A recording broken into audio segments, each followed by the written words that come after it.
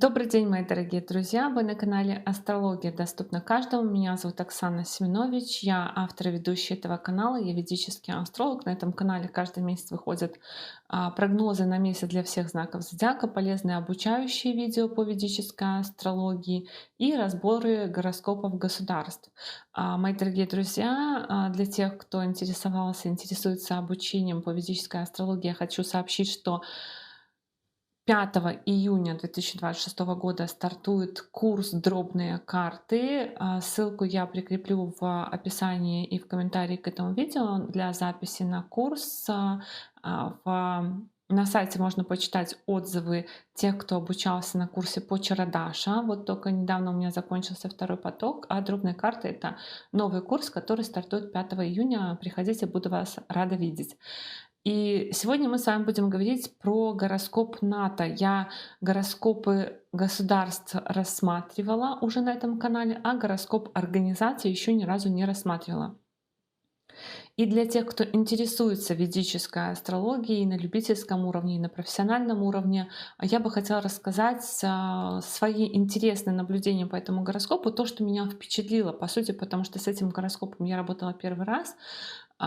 И было очень интересно, насколько гороскоп отображает смысловую нагрузку этой организации. Давайте посмотрим на то, что вообще восходит знак Весы. Это знак партнерства и знак команды. То есть уже сам восходящий знак говорит о том, что это какая-то организация союзническая. Помимо этого, управитель всего гороскопа у нас находится в знаке зодиака Дева. Дева — это знак конфликтов. Дева — это аналог, грубо говоря, шестого дома гороскопа: враги, долги, болезни. И Дева, знак зодиака Дева, он в том числе ассоциируется и с войнами. Венера соединена с Кхатика Лагной, показателем славы, поэтому тоже это косвенно указывает на то, что организация может делать что-то такое, что приносит ей громкую известность или то, что позволяет организации быть на слуху. Помимо этого, в шестом доме гороскопа у нас находится Раху. Шестой дом — это конфликты, враги, долги, болезни. И Раху — это планета, которая расширяет конфликты, раздувает. Это в гороскопах организаций это еще и армия, это еще и вооруженные силы, вооружение в целом. И Раху — это планета, которая расширяет, вот это вот, раздувает количество вооружения в организации. Еще две таких, можно сказать, вишенки на торте. В 10 доме гороскопа этой организации находится Плутон, планета конфликтов, а 10-й дом — это дом статуса. То есть чем славится организация? Организация славится конфликтами в том числе, то есть в чем заключается статус этой организации. Помимо прочего, что очень интересно на самом деле, и это мы, в принципе, рассматриваем с точки зрения обычно людей, но и в гороскопе организации меня это тоже впечатлило, что, в общем-то, отражает суть.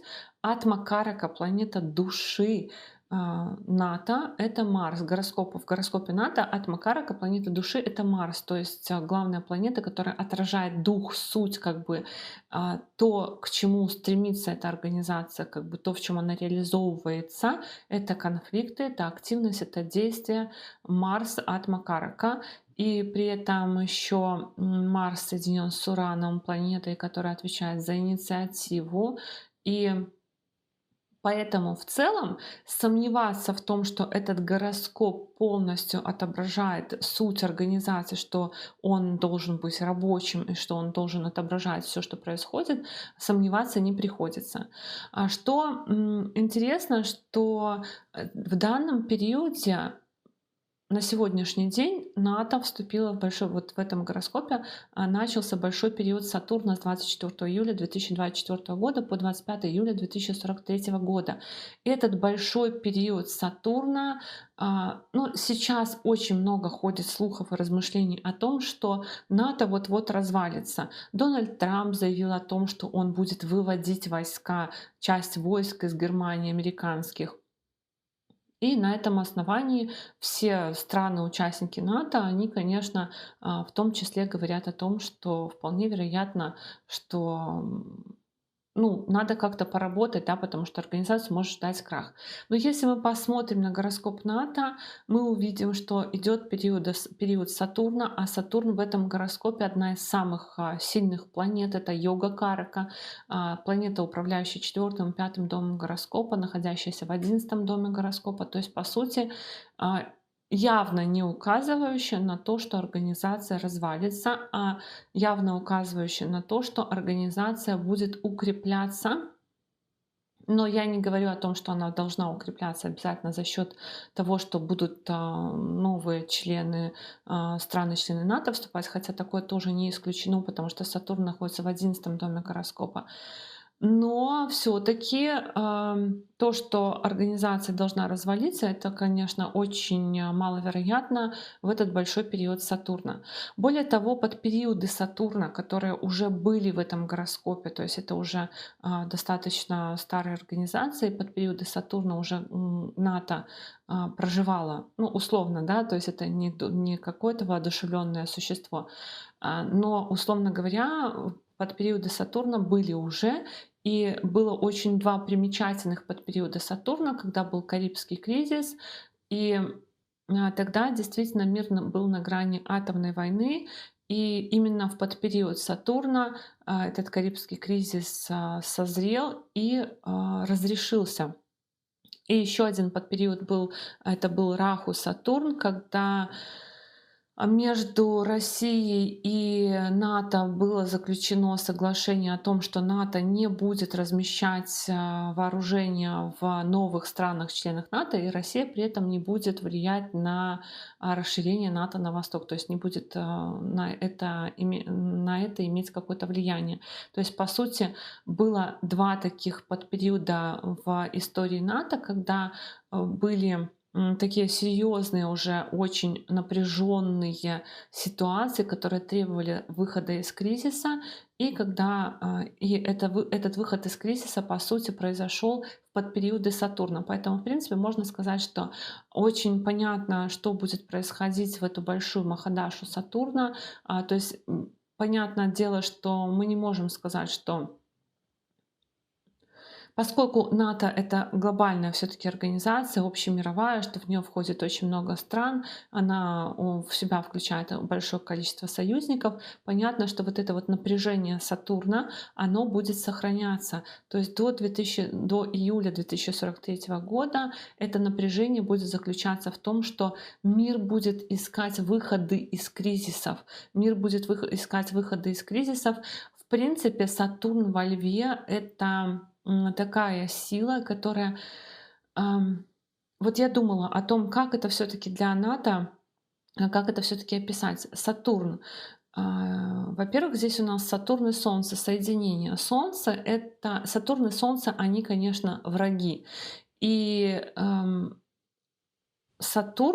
период Сатурна, он и показывает, что в принципе есть противостояние, и в том числе противостояние, которое заключается в том, что кто-то что-то демонстрирует излишне, потому что знак зодиака Лев, как и Солнце, это демонстрация власти, демонстрация эго, демонстрация амбиций, даже не демонстрация силы, а в первую очередь демонстрация, самодемонстрация. А Сатурн — это планета ограничений, и в данном периоде Сатурн у нас доминирует над Солнцем, и он пытается ограничивать вот эту вот демонстрацию, и, скорее всего, все-таки вот до июля 2043 года эта Махадаша Сатурна, она такая напряженная с точки зрения попыток ограничивать. Но плюс в том, что, например, во время Карибского кризиса сначала был пик напряжения, потом он пошел на спад, то есть начались какие-то работа над договоренностями. И если мы посмотрим в дополнительном гороскопе, в Навамше, Сатурн управляет третьим домом гороскопа. Третий дом — это дом договоренностей, документов. Поэтому, в принципе, можно сказать, что будет вырабатываться какая-то история, да, как мы можем, что мы можем сделать, чтобы не допустить, чтобы предотвратить. И Что хорошо, какие хорошие новости заключаются в том, что, в принципе, под периоды Сатурна ни разу не было вот этой вот эскалации. То есть все-таки всегда находились инструменты для сдерживания вот этой вот последней точки, да, после последней точки кипения. Хотя в любом случае впереди еще под период Меркурия с 28 июля 2027 года по 3 апреля 2030 года. Меркурий в этом гороскопе очень сильный управитель 12-го дома гороскопа, и он является гнати-каракой.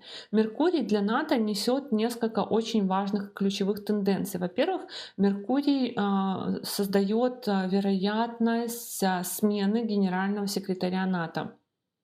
Я смотрела гороскоп Марка Рюте.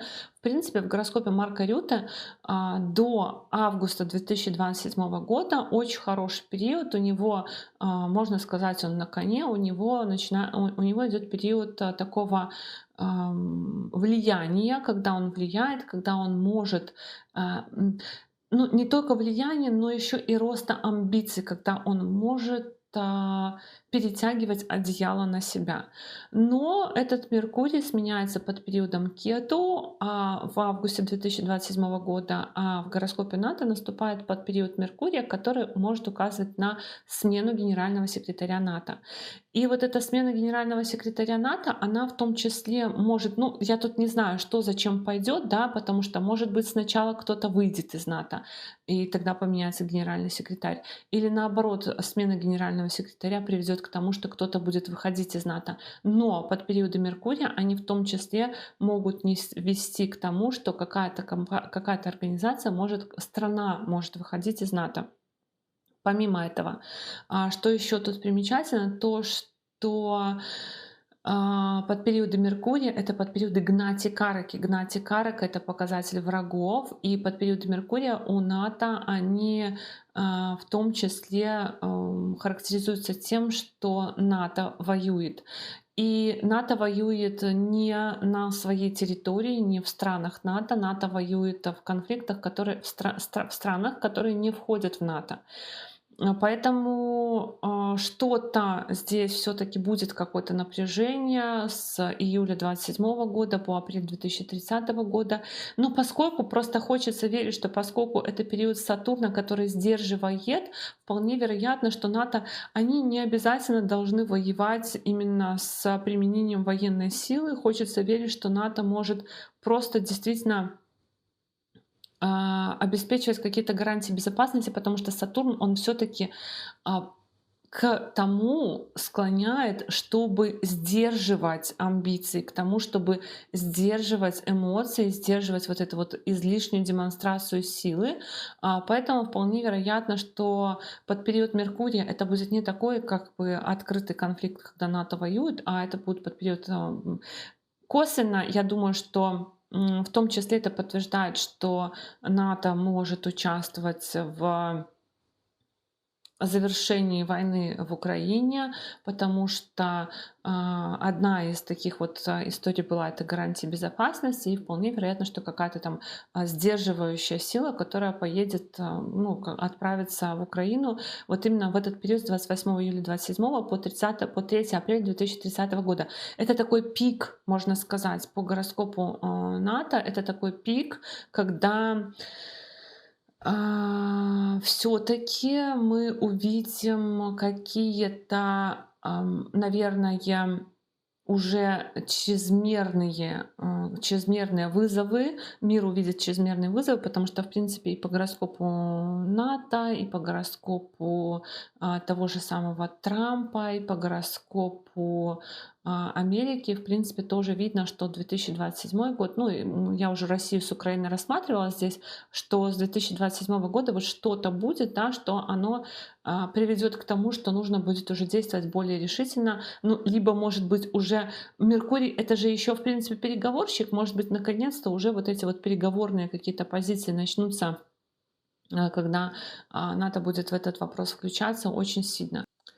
Что еще примечательного, я бы здесь отметила, это то, что сейчас по шестому дому гороскопа идет Сатурн и Нептун одновременно. Ну и Марса мы сейчас не будем в расчет брать, потому что это, в принципе, не планета, которая создает долгосрочную тенденцию.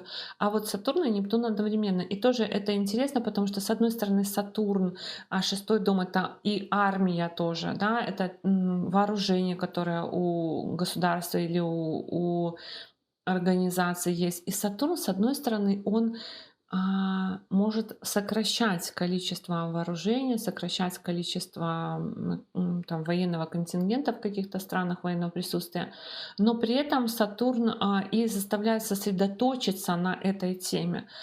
А когда Сатурн зайдет в седьмой дом гороскопа, седьмой дом это и дом конфликтов, партнеров, но и противостояния.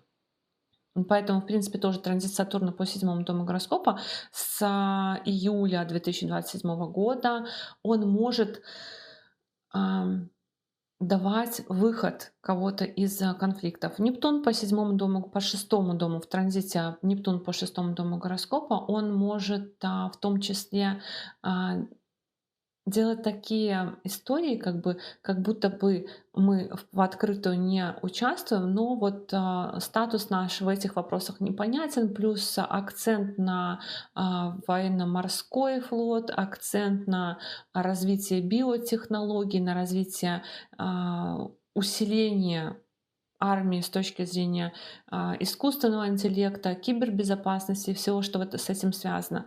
Но что еще интересно, что вполне вероятно, что Трамп что-то такое сделает в 2027 году, что, в принципе, ну, то есть я вполне допускаю, что даже, может быть, Америка выйдет из НАТО в 2027 году, попытается выйти из НАТО, и это приведет к какому-то противостоянию с самим Трампом, либо что-то будет такое, вот что отчебучит Трамп. Но я еще хочу записать отдельное видео про Америку и про Трампа, поэтому там дальше будем смотреть, чем оно там может обернуться.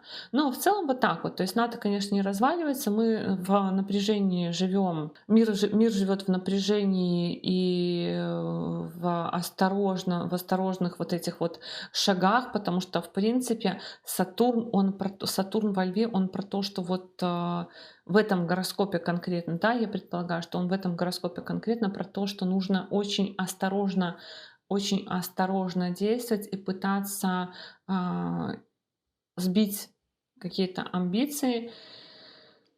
И очень хочется надеяться, что все-таки вот это вот напряжение, оно как было напряжением, так напряжением и останется, и потом это напряжение спадет. Единственный случай, когда в гороскопе НАТО включился вот этот вот механизм, когда на страну НАТО было совершено нападение, и все должны были ответить, собраться и ответить, это когда был теракт 11 сентября, и тогда была включена вот какая-то там пятая поправка или какая, я не помню, которая означала, что было совершено нападение на страну НАТО.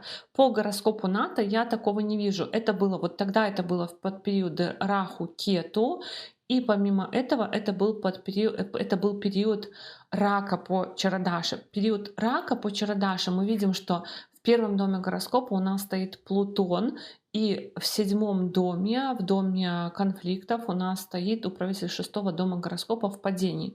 В данном периоде в гороскопе НАТО идет период Девы, стоит Раху в седьмом доме гороскопа. Раху расширяет сам по себе вот этот седьмой дом, то есть союзники и партнеры, указания на то, что какие-то нападения на страну НАТО скорее нету. Ну, по крайней мере, вот эти вот периоды, они не коррелируются. И поэтому я думаю, что все-таки вот то, что все готовятся, там будет нападение на страну НАТО, будет нападение на страну НАТО, и ну, оно может быть и будет, да, но то, что НАТО включает какой-то ответ, именно связанный с нападением на страну, вот по этому гороскопу оно как бы и не видно. Хотя в 2027 году все равно НАТО в какое-то вступает, вероятнее всего, противостояние куда-то. куда-то, потому что вот мы посмотрим, если годовой гороскоп, то мы увидим в первом доме гороскопа Марс в весах, который, кстати, то же самое может говорить о выходе какой-то страны оттуда.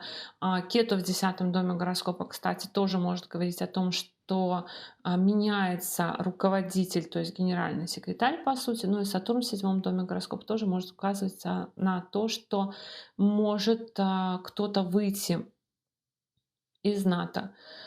Но в целом 11 дом гороскопа очень-очень в этом годовом гороскопе хорош. Он указывает на успехи, на сделки, на соглашения, на то, что могут заключаться какие-то договоренности, какие-то союзы тоже. Поэтому в целом я думаю, что это скорее будет такая история, когда, конечно, будет какое-то переформатирование, но не будет такого прям, по крайней мере, в ближайшее время, активного такого, то есть расширения войны на весь мир я не предполагаю в эти периоды. Вот так, мои дорогие друзья. Я надеюсь, это видео было вам интересно. Прошу вас не забывать ставить лайки, делиться этим видео с теми, кому такая тема интересна. Благодарю вас за поддержку этого канала и до новых встреч. Пока-пока.